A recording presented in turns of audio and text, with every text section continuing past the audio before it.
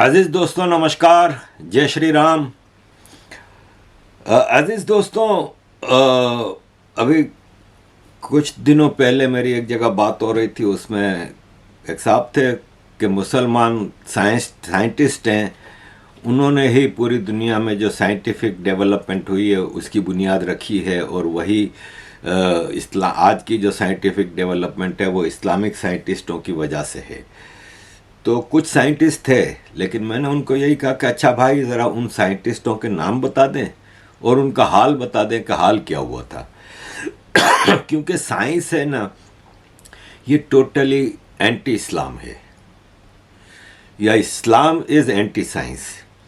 क्योंकि साइंस आपको उन चीज़ों पे गौर करने का बोलती है जो चीज़ें इस्लाम आपको मना करता है करने से, और उससे का हो जाता है। अब एक मामूली मिसाल ले लें कि अबू अली सीना एक मेडिकल साइंटिस्ट था, और उसके ऊपर काफ़ी चीज़ें लिखी गई हैं। ज़्यादातर मैंने जो पढ़ी हैं वो ज़ाहिर पाकिस्तान और पाकिस्तान जैसे मुसलमान देशों से लिखी गई हैं।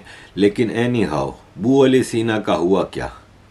उसको काफिर डिक्लेयर किया गया और वो सारी ज़िंदगी जेल में ही सड़ता रहा। ऐसे कई साइंटिस्ट हैं जिनका हाल ऐसा ही हुआ। अजीज़ दोस्तों, आपको सबसे ज़्यादा हिपोक्रेट अगर दुनिया में कोई मिलेंगे ना, तो वो मुसलमान मिलेंगे। मुसलमानों से बढ़ के हिपोक्रेट इस पूरी दुनिया में कोई नहीं है। भारत का एक अथॉरिटी है जीवन दान। जीवन दान आपके उन लोगों के जो ब्रेन डेड होते हैं, जो तकरीबन मर चुके होते हैं, उनके ऑर्गन्स डोनेट होते हैं उनकी फैमिली की तरफ से, और फिर वो ऑर्गन्स, किडनी और ये सब चीज़ें ट्रांसप्लांट होते हैं। जैसे आजकल बड़ा शोर है कि एक पाकिस्तानी आयशा नामी लड़की को भारत के एक आदमी का दिल लगाया गया, ट्रांसप्लांट किया गया। हालांकि इस पे कई पाकिस्तानियों की, ख़ास तौर पे मुल्लाओं की हिपोक्रेसी सामने आई है, भारत के मुसलमानों की भी। एक साहब कहते हैं कि देखें, ये अल्लाह का करना था कि एक हिंदू दिल अब मुसलमान लड़की के जिस्म में धड़केगा और अल्लाह के आगे झुकेगा, वगैरह वगैरह, इस तरह की घटिया बातें की हैं। कहने का मतलब ये है कि ये जीवन दान एनजीओ है ना, जो कि इस तरह के ट्रांसप्लांट करता है, उसने अब तक 1000 से ज़्यादा लोगों को ट्रांसप्लांट किया है, डिफरेंट ऑर्गन्स, जिसमें से 39 मुसलमानों को वो ऑर्गन्स लगाए गए हैं। लेकिन जीवन दान को जो लोग डोनेट करते हैं उनमें एक भी मुसलमान नहीं है, क्योंकि मुसलमानों के मुल्ला कहते हैं कि ऑर्गन डोनेशन हराम है। जब ये देना हराम है तो लेना क्यों हलाल है? 39 मुसलमानों ने मज़े से लगवा तो लिए, लेकिन देने के नाम पे एक भी मुसलमान, 2013 से ये एनजीओ काम कर रहा है, इन 11 सालों में एक भी मुसलमान डोनर नहीं है ऑर्गन्स का। तो अजीज़ दोस्तों, ये हिपोक्रेसी आपको खुल के मुसलमानों में मिलेगी, और मुसलमान ये हिपोक्रेसी करता आया है। और सबसे बड़ा मसला मौलवी जाहिल नहीं है इतना, मौलवी हरामी है। मौलवी हरामीपन करता है। जाहिल वो है जो सामने बैठ के सुन रहे होते हैं।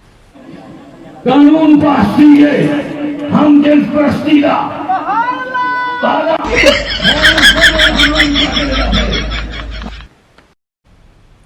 अब आप ये देखें कि इसने मौलवी ने कहा कि पाकिस्तान में कानून पास होने जा रहा है होमोसेक्सुअलिटी का, तो उस पर बैठा हुआ आदमी सुभान अल्लाह सुभान अल्लाह। तो ये इस टाइप के जो जाहिल हैं ना, वो मेजॉरिटी ऑफ मुसलमान हैं।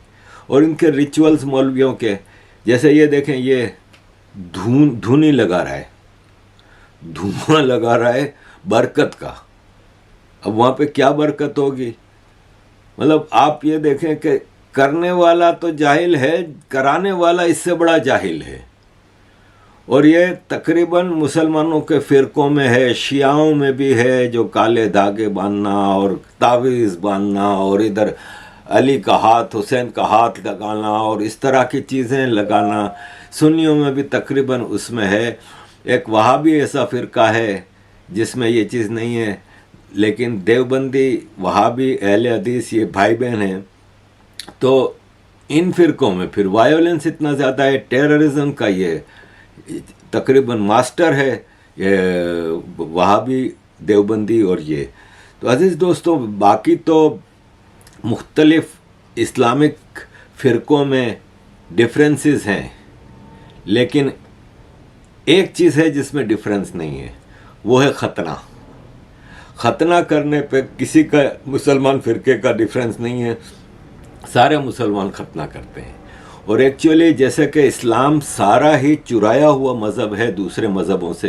इस्लाम में कोई नई चीज़ नहीं है सिवाय वायोलेंस के, लेकिन ये वायोलेंस भी क्रिश्चियनिटी से आई है जो कि इस्लाम से पहले आया था। और ये ख़तना है वो जुडाइज़म और क्रिश्चियनिटी से ली गई है।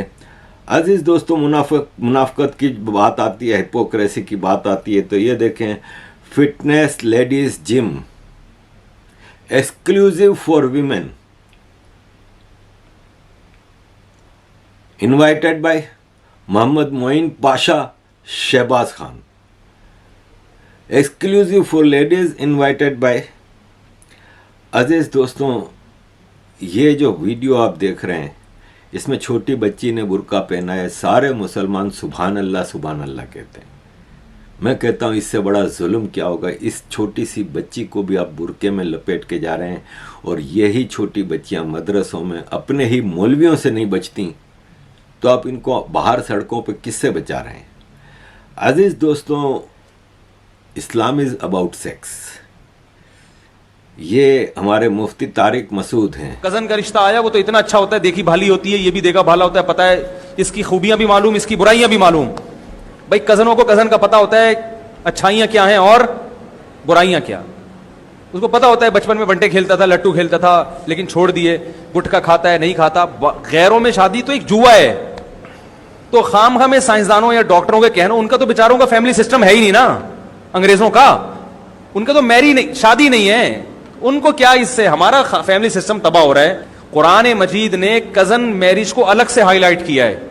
ए नबी, हमने आपके लिए इन औरतों को हलाल किया। और आगे अल्लाह फरमाता है वबनाति अम्मिक, आपके चचा की बेटियां भी आपके लिए हलाल हैं, उनसे भी शादी कर सकते हैं। वबनाति अम्मातिक, आपकी फूफी की बेटियां भी। असल में नबी के वास्ते से हमें बताया जा रहा है ना, तो कोई अच्छी कजन हो छोड़े नहीं, पैगाम भेज दें। अब आपने देखा ये कज़न मैरिजेस और इसके बारे में वो करते हैं। देखें, मेरी अपनी बड़ी बहन है ना, उसकी शादी मेरे मौसी के बेटे से हुई, कज़न मैरिज। हमें तो उस वक्त तो पता था ही नहीं ना। जब मेरी बहन की मंगनी हुई, उस वक्त मैं 14 साल का था। जब शादी हुई तो मैं 16 साल का था, और जब शादी हुई तो 18 साल का था। लेकिन ज़ाहिर पाकिस्तान में पला बड़ा था, इन चीज़ों का पता नहीं था, और होता भी तो घर में मेरी कौन सी चलनी थी, ठीक है ना। तो मेरे ख़ानदान में कई ऐसी कज़न मैरिजेस हुई हैं। जैसे मेरे जीजा हैं जो मेरे मौसी के बेटे, उनके अपने भाई की मेरी दूसरी मौसी की बेटी से शादी हुई। ऐसी चाचा, मेरे दादा के ख़ानदान में तो ज़्यादातर कज़न मैरिजेस हुई हैं। अब ये मुफ्ती तारिक मसूद है, ये पाकिस्तान में काफ़ी कंट्रोवर्शियल भी माना जाता है, लेकिन कुछ चीज़ें कह भी देता है सही। अब ये आप देखें कि ये कह रहा है कि चाची, मुमानी यानी मामी, चाची, मौसी, इन सब से निकाह जायज़ है। इसी तरह मौसा, मामा, चाचा, फुफ्फा, सबसे निकाह जायज़ है। खालू से निकाह करना जायज़ है। क्या एक औरत अपने खालू से निकाह कर सकती है जबकि इसकी खाला इंतकाल कर गई हो? वसीम साहब इंडिया से। खालू हो गए, इसी तरह चच्ची, मुमानी, फुफ्फा, ये सब नामहरम रिश्ते हैं। तो फुफ्फो के इंतकाल के बाद फुफ्फा से निकाह जायज़ है, खाला के इंतकाल के बाद खालू से निकाह जायज़ है, चच्चा के इंतकाल के बाद चच्ची से निकाह जायज़ है, मामू के इंतकाल के बाद मुमानी से निकाह जायज़ है। अब इससे ज़्यादा मतलब आप क्या वो कहेंगे। मैं तो इसको कल्ट कहता हूँ और खुल के कहता हूँ, जिसी वजह से ही हमारी ज़िंदगी ख़तरे में आती है। लेकिन जो सच है वो सामने रखने में मैं सोचता नहीं हूँ।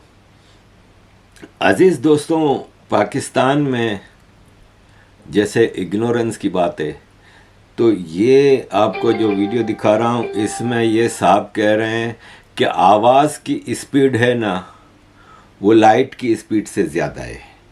साइंस कहती है लाइट की स्पीड आवाज़ की स्पीड से बहुत ज़्यादा है, लेकिन ये कह रहे हैं कि साउंड की स्पीड आवाज़ की स्पीड से ज़्यादा है, इसलिए कि जब हम अल्लाह से दुआ मांग रहे होते हैं तो हमारी दुआ फ़ौरन पहुंच जाती है अल्लाह से। कभी आप लोगों के ज़हन में नहीं आया कि नबी सल्लल्लाहु अलैहि वसल्लम को बुराक की जरूरत क्यों पड़ी थी ऊपर जाने के लिए? अल्लाह ने बुलाया हुआ है कुन की आवाज से। अल्लाह ताला खुद ये एक ट्रैजेक्टरी खुद भी कर सकते थे। कभी सोचा नहीं आप लोगों ने? मुसलमान ऐसी फिजिक्स को मानता है, फिजिक्स को जो कि फिजिक्स के लॉ के खिलाफ है और ताबे फिजिक्स का हुआ है। बताता हूं, fastest thing in the planet की आप डिस्कवर किए ह्यूमन, जी आ क्या स्पीड है लाइट की? हम एफटीएल हैं। इस्लाम ने बता दिया, हम बिलीव करते हैं, हम बिलीवर्स ऑफ एफटीएल हैं। साउंड तेज है या लाइट? तो मैं जब दुआ करता हूं तो 7वें आसमान में कैसे पहुंच जाती है? एंड्रोमेडा कितनी दूर है? एंड्रोमेडा ये हमारे आसमान पे है। सूरह मुल्क ने बता दिया हमारा आसमान है, सूरह साफात ने बता दिया हमारा आसमान है। कुरान देखें कैसे गैलेक्टिकल और इंटरगैलेक्टिकल करता है हमें। कोई फिजिक्स का बंदा कहना हम तुम्हारे समावात नजर आ गए, हमें अगले समा पे होंगे, तो उससे कहना नहीं, ये सारा हमारा एक पहला आसमान है। लक़द मुज़य्यन समा दुनिया, मुज़य्यन किया सितारों से किसको? दुनिया के आसमान को। दुनिया का आसमान पहला आसमान है। सूरह अंबिया ने बताया ये वाला आसमान लपेटूंगा, बाकी नहीं। सूरह अंबिया में अल्लाह ताला ने बताया कि ये मैंने अपने ऊपर वादा ले लिया है कि तुम्हारा आसमान लपेटूंगा। सूरह साफात और सूरह मुल्क में पता चला ये वाला आसमान किसे कहते हैं अल्लाह ताला, जिसमें सितारे हैं।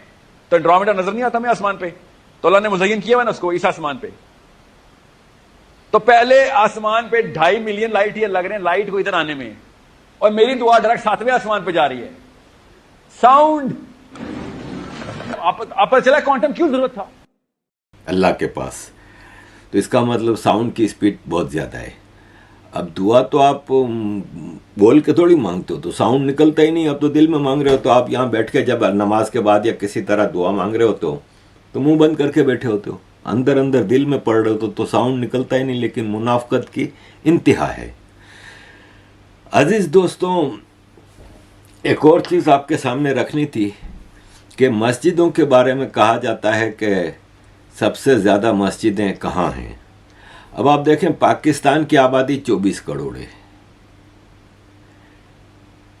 मुसलमान तकरीबन 23 करोड़ कुछ हैं। भारत में मुसलमान 20 करोड़ से भी कम है, कहते हैं 18 और 20 करोड़ के दरमियान है।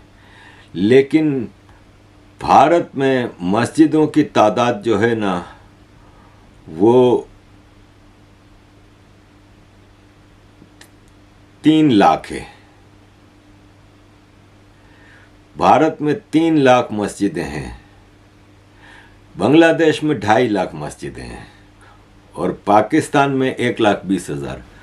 Which country has the most mosques in the world? Well, the country with no mosques is North Korea. Now in 10th place we have Yemen. This country has roughly 50,000 mosques. Moving to 9th place we have Morocco, which has roughly 52,000 mosques. Next in 8th place is Iran, which is said to have roughly 58,000 mosques. Moving to 7th place is Turkey. This has roughly 82,000 mosques, including the iconic Blue Mosque. In 6th place is Saudi Arabia. This has a staggering 98,000 mosques. Next in 5th place is Egypt, where there are roughly 110,000 mosques. And with no surprise, in 4th place is Pakistan, which has roughly 120,000 mosques. Coming in the top 3 is Bangladesh, which has roughly 250,000 mosques. In 2nd place is India. No many people would have expected this, but it is roughly 300,000 mosques. And the country with the most mosques in the world is Indonesia, which 800,000 mosques. Mashallah, that is amazing. Pakistan में भारत से 2.5 गुना कम मस्जिदें हैं। भारत में पाकिस्तान से 2.5 गुना ज़्यादा मस्जिदें हैं। तो आप सोचें कि भारत मुसलमानों के लिए जन्नत नहीं है तो और क्या है। और पाकिस्तान में मस्जिदों में धमाके होते हैं, पाकिस्तान में मस्जिदों में रेप होते हैं, सब कुछ है। भारत में कम से कम धमाके नहीं होते। मारे नहीं जाते, मस्जिदें बंद करके लूटमार नहीं होती, और रेप ना होने के बराबर है भारत में पाकिस्तान के मुकाबले में, क्योंकि भारत का कानून बहुत सख्त है और कानून इनको इस चीज़ की इजाज़त नहीं देता। तो अज़ीज़ दोस्तों, ये कुछ चीज़ें हैं जो मैंने आपके सामने इस्लाम के हवाले से रखी हैं। होपफुली मुसलमान अगर देखते हैं तो कम से कम सोचने की तो कोशिश करें कि मैंने जो बातें की हैं इसमें गलत कौन सी बात की है। अज़ीज़ दोस्तों, thank you very much for all your support. Kindly keep supporting.